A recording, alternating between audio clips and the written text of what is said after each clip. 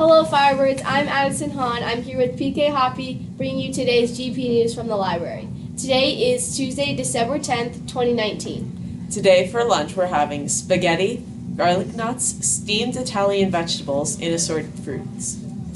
In sports news, today there's a basketball game with West Wing at GP. Here's Mandarin Morning announcements with Emma and Jayla.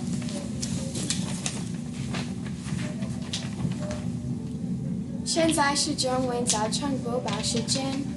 大家好，我的名字是戴爱默，我是8年级的学生。Hi, my name is Emma and I am an 8th grade student. 大家好，我叫戴吉娜，我是8年级的学生。Hello, my name is Jayla Stepp and I'm an 8th grade student.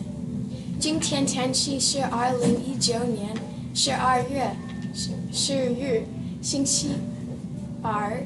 Today's date is Tuesday, December 10, 2019. 今天天气晴天，最高气温64度，最低气温46度。Today's weather is sunny. The highest temperature is 63 degrees and the lowest temperature is 46 degrees. 我们的学习的中文词是行程表。Our weekly Chinese phrase is schedule. 今天我很紧张，因为我落我的行程表在我的家里。The translation to that sentence is, Today I'm very nervous because I left my schedule at my house.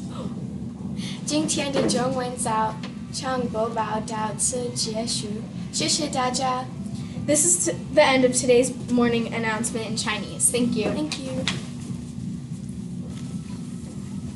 In other GP news, the library is closed today, Tuesday, December 10th, for DIBELS testing. It will reopen on Wednesday at 7:55 a.m. Tomorrow is Gavilan Peak PTO restaurant night at Panda Express. Dine in or carry out.